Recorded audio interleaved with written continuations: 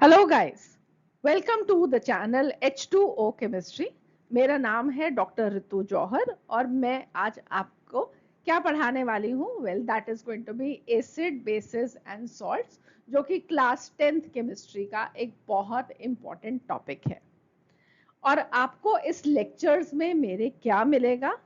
First of all, आपको यहाँ पे कंप्लीट एनसीईआरटी की कवरेज मिलेगी। आपके एग्जामिनेशन में हर एक चीज जो पूछी जा सकती है उसको डिटेल में एक्सप्लेन किया जाएगा। मैंने अपने लेक्चर्स में हर एक एक्टिविटी को कंप्लीटली कवर किया है। हर एक इन टेक्स्ट क्वेश्चन को, बैक एक्सरसाइज क्वेश्चंस को कंप्लीटली डिस्कस करूंगी मैं अपने इन लेक्चर्स के अंदर। आपको मेरे इन लेक्चर्स के थ्रू बहुत ही ब्यूटीफुल नोट्स मिलेंगे। अगर आप मेरे लेक्चर को सिर्फ स्क्रीनशॉट्स लेकर उसका एक पीडीएफ बना लोगे तो वो आपके प्रिपरेशन के लिए बेस्ट नोट्स होने वाले हैं। चलिए तो शुरू करते हैं आज की पढ़ाई। आज के इस लेक्चर नंबर 1 में हम ये डिस्कस करेंगे what are acids, bases and salts. उसके बाद हम डिस्कस करेंगे कि कैसे हम आइडेंटिफाई करते हैं कि कौन सा सब्सटेंस एक एसिड है, कौन सा सब्सटेंस है एक base, with the help of indicators. तो चलिए शुरू करें। ये एसिड, बेसिस एंड सॉल्ट्स ऐसा चैप्टर है जो कि आपने क्लास 7th में भी पढ़ा था। आपको आज याद हो या ना हो, I don't know that, but आप लोगों ने इसको क्लास 7th में पढ़ा और वहां पे आपने ये अंडरस्टैंड किया था कि जो फूड है उसका टेस्ट अगर सार हो तो way that is because of the presence of acids, और अगर वो बिटर हो तो that is because of basis. तो एसिड्स जो होते हैं वो सार इन टेस्ट होते हैं, जो बेसिस होते हैं वो बिटर इन टेस्ट होते हैं। एक चीज और आपने शायद अपनी फैमिली में एक्सपीरियंस किया हो या अगेन आपने 7th में इसके बारे में भी पढ़ा हो कि अगर किसी को एसिडिटी की प्रॉब्लम हो आफ्टर ओवर ईटिंग, बहुत ज्यादा कुछ खा लिया, पकौड़े खा लिए दबाकर, बारिश का मौसम था मजेदार, तो वहां पे आपको ओवर ईटिंग के बाद एसिडिटी की प्रॉब्लम हो सकती है। पेट में डिस्कम्फर्ट होना, जलन होना, ऐसी चीजें हो सकती हैं। तो उसके लिए आप क्या सजेस्ट करोगे? उसको कैसे ठीक हो, घर से इलाज किया जा सकता है उसका। क्वेश्चन, क्या आप लेमन जूस यूज करोगे, आप विनेगर यूज करोगे या बेकिंग सोडा का सॉल्यूशन? तो अगर आपको इसका आंसर मालूम है तो पहले इसको कमेंट सेक्शन में पोस्ट करो और फिर आगे बढ़ते हैं। अगर आपने अपना आंसर कमेंट सेक्शन में लिखा और अगर आपने आंसर दिया है बेकिंग सोडा सॉल्यूशन तो आप बिल्कुल सही हैं। और बेकिंग सोडा को क्यों यूज किया जाता है as a remedy for acidity, ये इस चैप्टर का एक इम्पॉर्टेंट पार्ट है जो कि हमें सीखना है। तो हम आगे इसको सीखेंगे, डिस्कस करेंगे। और अभी एक क्विक रिकैप, आपकी क्लास 7th और 8th तक की जो पढ़ाई की हुई है आपने एसिड और बेसिस के बारे में। सबसे पहले जो एसिड होते हैं वो सार इन टेस्ट होते हैं, बेसिस जो होते हैं वो बिटर इन टेस्ट होते हैं। अगर हम ब्लू लिटमस पे इफेक्ट देखें तो एसिड्स जो होते हैं वो ब्लू लिटमस को रेड में चेंज करते हैं, जबकि बेसिस का कोई भी इफेक्ट नहीं होता ब्लू लिटमस पर। और रेड लिटमस का एसिड्स का कोई इफेक्ट नहीं होता, जबकि बेसिस रेड लिटमस को ब्लू में टर्न करते हैं। ठीक है, एक इंपॉर्टेंट डेफिनेशन भी हो सकता है आपने एसिड्स के और बेसिस के बारे में पढ़ी हो कि जो एसिड होते हैं वो H पॉजिटिव आयंस रिलीज करते हैं वाटर में। We will be discussing this in detail. और बेसिस जो होते हैं वो OH आयंस रिलीज करते हैं जब हम उनको पानी में डालते हैं। ठीक है, ये एक बेसिक है जो कि आपने शायद अपनी जूनियर क्लासेस में पढ़ा। इस चैप्टर में हमको क्या पढ़ना है? हम आइडेंटिफाई करेंगे कौन से सब्सटेंसेस एसिड हैं, बेसिस हैं, सॉल्ट्स हैं, जहां पे स्पेसिफिकली हम एसिड और बेसिस को डिफरेंशिएट करना सीखेंगे with the help of indicators. हम केमिकल प्रॉपर्टीज पढ़ेंगे एसिड्स और बेसिस की। केमिकल प्रॉपर्टीज पढ़ते हुए हम बहुत सारी इंपॉर्टेंट केमिकल इक्वेशंस को लिखेंगे और उनको बैलेंस करेंगे, जो कि आपने चैप्टर नंबर 1 में बैलेंसिंग सीखी थी। और फिर हम अंडरस्टैंड करेंगे the ionization of acids and bases in water, और साथ में we will be talking about pH scale. फिर उसके बाद importance of pH in everyday life, and finally हम सॉल्ट्स के बारे में डिस्कस करेंगे, उनकी प्रिपरेशन और उनके यूजेस के बारे में डिस्कस करेंगे। ठीक है, अब इंडिकेटर्स को पढ़ने से भी पहले, क्योंकि लिटमस एक ऐसा इंडिकेटर है जिसे आपने 7th में पढ़ा होगा, तो एक जस्ट एक स्मॉल इंफॉर्मेशन जो कि आपकी बुक में गिवन है कि लिटमस एक नेचुरल इंडिकेटर है जिसको लाइकन्स से ऑब्टेन किया जाता है। लिटमस के अलावा कुछ सब्सटेंसेस हैं जैसे कि टर्मरिक हल्दी, रेड कैबेज के पत्ते और कुछ फ्लावर्स के पेटल्स, जो कि हमें हेल्प करते हैं आइडेंटिफाई करने के लिए कि एक सॉल्यूशन एसिडिक है या बेसिक। तो चलिए हम पढ़ते हैं अब इंडिकेटर्स के बारे में।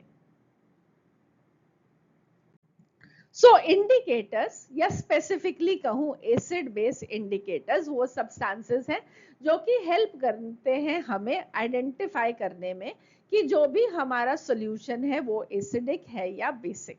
वेल, अभी हमने पढ़ा कि एसिड्स जो होते हैं वो सार इन टेस्ट होते हैं, बेसिस जो होते हैं वो बिटर इन टेस्ट होते हैं, बट आप हर एक एसिड और बेस को टेस्ट नहीं कर सकते। हर एक एसिड और बेस को टेस्ट नहीं किया जा सकता, वो आपके लिए खतरनाक भी हो सकता है।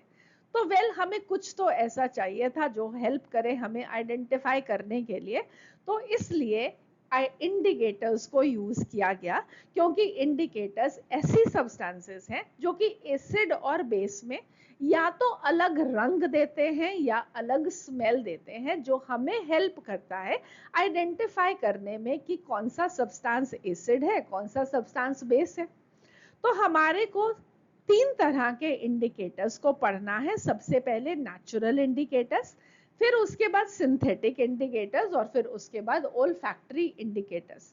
नेचुरल इंडिकेटर्स और synthetic indicators basically different colour रखते हैं एसिड और बेस सॉल्यूशन में, जबकि ओल्फैक्टरी वर्ड स्मेल से रिलेटेड है, सो ओल्फैक्टरी इंडिकेटर्स की स्मेल डिफरेंट होगी एसिड्स और बेसिस में। तो चलिए वन बाय वन इनको समझते हैं। सो नेचुरल इंडिकेटर्स, नाम से ही समझ में आता है कि ये हमको नेचुरल सोर्सेस से मिलते हैं, जैसे कि plants.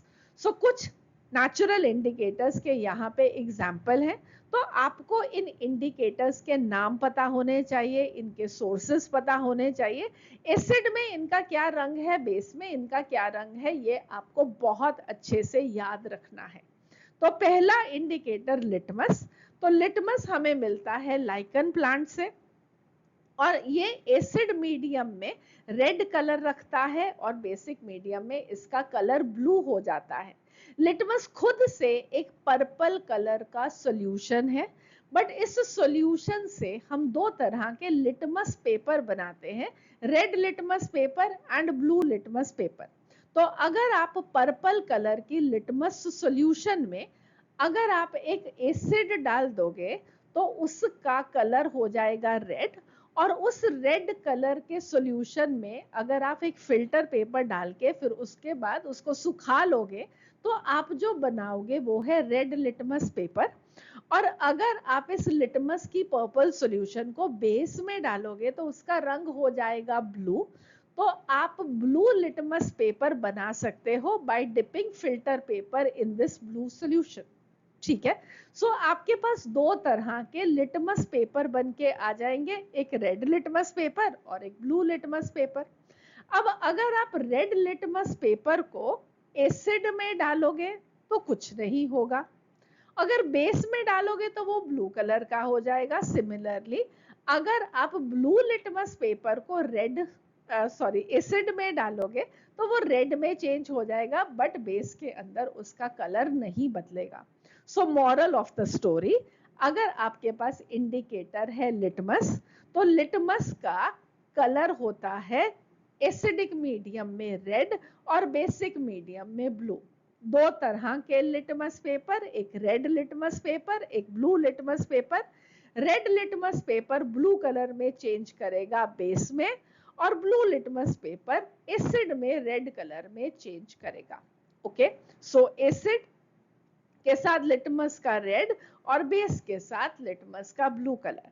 The next one is turmeric, that is हल्दी, जो कि हमको टर्मरिक प्लांट से ही मिलता है और इसका कलर, टर्मरिक का अपना कलर येलो, और ये एसिडिक मीडियम में येलो ही रहता है, जबकि बेसिक मीडियम में ये रेड रेडिश ब्राउन से कलर का हो जाता है।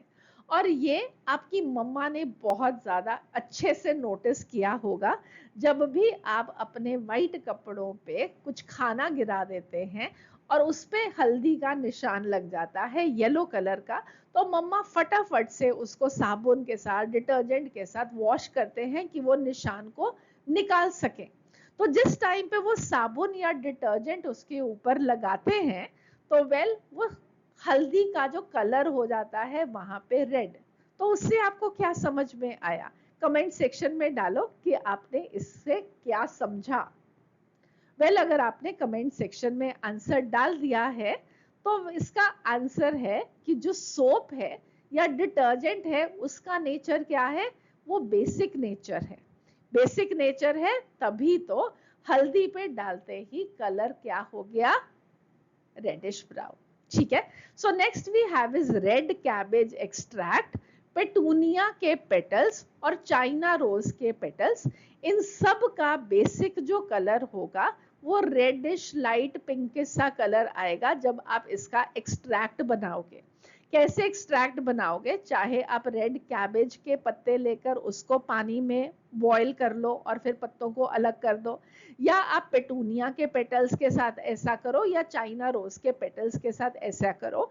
तो जो उसके बाद सॉल्यूशन आप फिल्टर करके निकालोगे तो वो हल्का सा लाइट सा पिंकिश से कलर का होगा। एसिड में डालोगे तो उसका कलर थोड़ा गहरा पिंक रेड कलर का हो जाएगा इन तीनों के केस में, तभी मैं आपको इकट्ठा बता रही हूँ। और बेस के अंदर इनका कलर जो है वो ग्रीन ग्रीनिश ब्लू सा कलर हो जाएगा। हाइड्रेंजिया के फ्लावर्स बहुत ही इंटरेस्टिंग फ्लावर है और ये जिस सॉइल में ग्रो करते हैं ये उसके बारे में बताते हैं कि वो सॉइल कैसा है, एसिडिक या बेसिक। तो अगर हाइड्रेंजिया का प्लांट आप एसिडिक सॉइल में ग्रो करोगे तो उस पे जो फूल निकल के आएंगे ना वो ब्लू कलर के निकल के आएंगे, और अगर जो सॉइल है वो आपका बेसिक है तो वो पिंक कलर के फ्लावर्स होंगे, राइट? सो हाइड्रेंजिया के petals they will be giving us in blue color in the acidic solution and in the basic solution they will give pink color. ठीक है, और ये कलर का चेंज डिपेंड करेगा on the concentration of the solution. So remember all of these very well for your examination. ये बहुत important है। Next अब हम मूव करते हैं सिंथेटिक इंडिकेटर्स पे, जो केमिकल्स हैं जिनको लेबोरेटरी में बनाया जाता है। आपको दो तरह के सिंथेटिक इंडिकेटर्स को याद रखना है, one is phenolphthalein and the other is methyl orange. Phenolphthalein अपने आप से कलरलेस है, मिथाइल ऑरेंज ऑरेंज कलर का है। अब फिनोफ्थलीन को अगर आप एसिडिक सॉल्यूशन में डालोगे तो वो कलरलेस रहेगा, no change in the colour of phenolphthalein, जबकि बेसिक मीडियम में फिनोफ्थलीन एक पिंक कलर देता है। मिथाइल ऑरेंज एसिडिक मीडियम में रेड कलर और बेसिक मीडियम में येलो।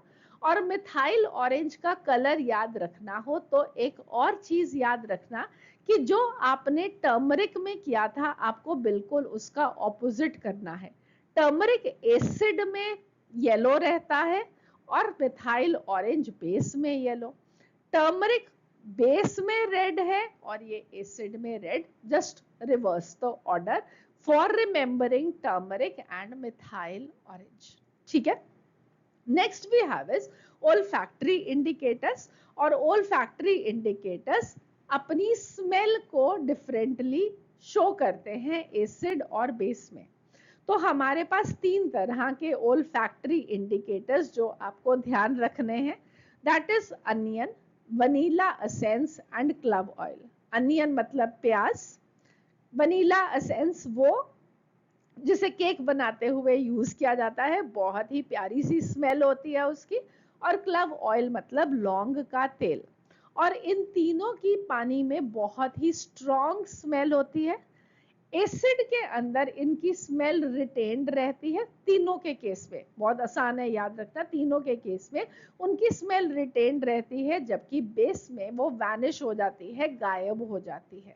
ठीक है, सो एसिड में अनियन, वनीला एसेंस और क्लव ऑयल की स्मेल will be retained और बेस के अंदर that will vanish, जो कि हमें हेल्प करेगा आइडेंटिफाई करने में कि कौन सी सब्सटेंस एसिड है, कौन सा सब्सटेंस बेस है। I hope the concept is very clear to you. और क्योंकि आप टेस्टिंग करते हुए आप बहुत सारे केमिकल्स को यूज कर रहे हो, तो प्लीज डू रिमेंबर कि आप अपने केमिकल्स को बहुत अच्छे से हैंडल करोगे। और ये इंडिकेटर्स का यूज क्या है कि वेल बिना सब्सटेंसेस को टेस्ट किए ये हमें हेल्प कर रहे हैं आइडेंटिफाई करने के लिए एसिड्स और बेसिस। एक और क्वेश्चन पूछूं। एक पर्सन है जो कि ब्लाइंड है और वो चेक करना चाहता है कि जो गिवन सब्सटेंस है वो एसिड है या बेस, तो वो कौन सा इंडिकेटर यूज करेगा? Put your answer in the comment section. Alright, डाल दिया? तो वेल, अगर आपने सही सोचा है, तो अगर वो ब्लाइंड है तो वो कलर तो नहीं देख सकता, बट वो स्मेल सूंघ सकता है, इसलिए वो ओल्फैक्टरी इंडिकेटर्स को यूज करेगा।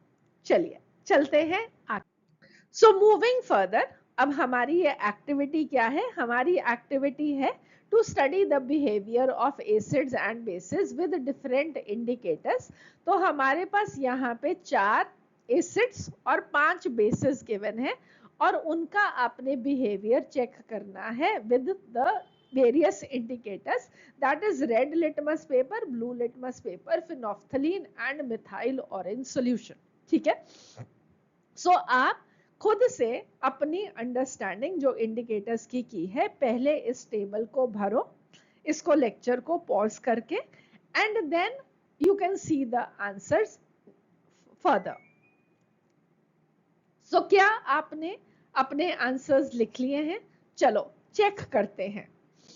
ऑल राइट, सो हमारे पास HCl है, hydrochloric acid, H2SO4 sulphuric acid, HNO3 nitric acid, CH3COOH acetic acid, जो कि चारों एसिड है। ठीक है, और एसिड्स का लिटमस के साथ क्या कलर चेंज होता है आप लोगों को याद है? तो वेल, एसिड्स जो होते हैं वो क्या करते हैं? ब्लू लिटमस को रेड में चेंज करते हैं। रेड लिटमस के साथ उनका कोई भी एक्शन नहीं होता, तो रेड लिटमस रेड ही रहेगा विद एन एसिड, जबकि ब्लू लिटमस रेड हो जाएगा विद एन एसिड। फिनोफ्थलीन के साथ एसिड्स का कोई चेंज नहीं आता, तो फिनोफ्थलीन कलरलेस है, इसलिए यहाँ पे सॉल्यूशन कलरलेस ही रहेगा। मिथाइल ऑरेंज के साथ ऑरेंज कलर का मिथाइल ऑरेंज एसिड के साथ रेड कलर में चेंज हो जाएगा। नेक्स्ट 5 हमारे बेसिस हैं और बेसिस रेड लिटमस को ब्लू कलर में चेंज करते हैं। बेस भी बी और ब्लू भी बी से शुरू होता है, सो बी भी हमेशा याद रखना। सो red litmus will change into blue with the basis, whereas blue will remain blue. Phenolphthalein का कलर कलरलेस टू पिंक हो जाता है इन अ बेस, और मिथाइल ऑरेंज का ऑरेंज से येलो कलर हो जाएगा विद अ बेस। ठीक है, so I hope the answers are clear, आपका कंसेप्ट बिल्कुल क्लियर है और इंडिकेटर्स ने हमको हेल्प किया आइडेंटिफाई करने के लिए कि कौन सा सब्सटेंस एसिडिक था या बेसिक था, by simply changing the colour.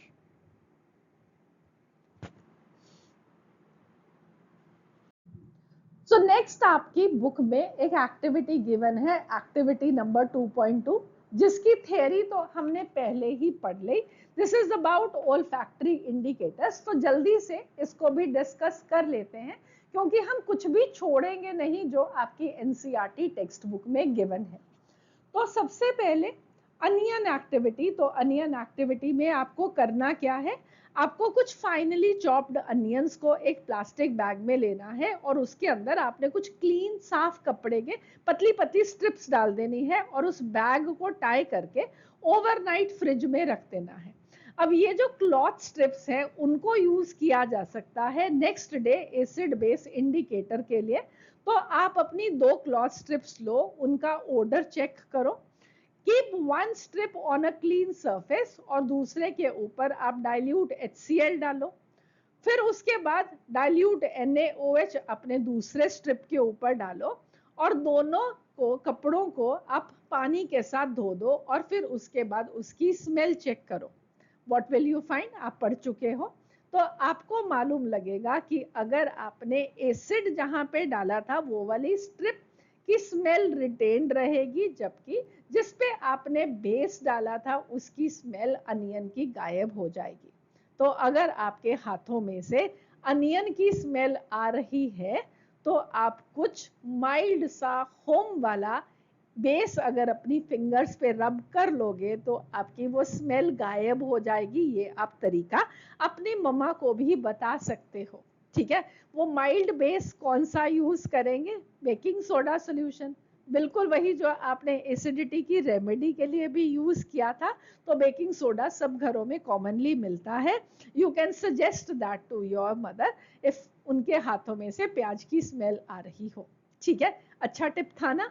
चलो अब नेक्स्ट वनीला एक्टिविटी। सो वनीला एसेंस लो, उसका ऑर्डर चेक करो, उसको कुछ डाइल्यूट HCl सॉल्यूशन में एक टेस्ट ट्यूब में डाल दो, दूसरे NaOH की सॉल्यूशन में डाल दो और फिर उनको दोनों को शेक करके स्मेल करो। What you will find is again कि वनीला एसेंस की जो स्वीट सी स्मेल होती है वो एसिड के अंदर रिटेन्ड रहेगी, जबकि बेस के अंदर वो गायब हो जाएगी।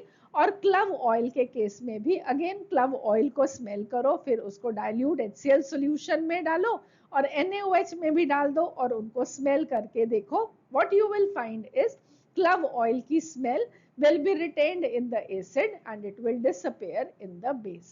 So इसके बेसिस पे हम ये कह सकते हैं कि अनियन, वनीला और क्लव को हम ओल्फैक्टरी इंडिकेटर्स की तरह यूज कर सकते हैं। ये वो इंडिकेटर्स हैं जो कि अपनी स्मेल को बेस में, जिनकी स्मेल बेस में गायब हो जाती है और एसिड में और न्यूट्रल वाटर में, न्यूट्रल सॉल्यूशन में भी उसको कुछ नहीं होने वाला, वहां पे भी वो स्मेल रिटेन्ड रहेगी। ठीक है, so these indicators will help us identify acid and basicity of the substance without using colour changes. ठीक है, I hope this is clear to you people now. So आज का ये लेक्चर यहीं पे हम फिनिश करते हैं। आज के इस लेक्चर में हमने बेसिकली अंडरस्टैंड किया कि एसिड क्या होते हैं, बेस क्या होते हैं और हम उनको कैसे डिफरेंशिएट कर सकते हैं with the help of indicators. अगले लेक्चर में हम एक बहुत इंपॉर्टेंट कॉन्सेप्ट को डिस्कस करेंगे। हम सीखेंगे chemical properties of acid, bases and salts. And remember, आज का एक टेस्ट ट्यूब वाला क्वेश्चन भी मैं अगली ही क्लास में डिस्कस करूंगी। So bye for now. Have a nice day. God bless you.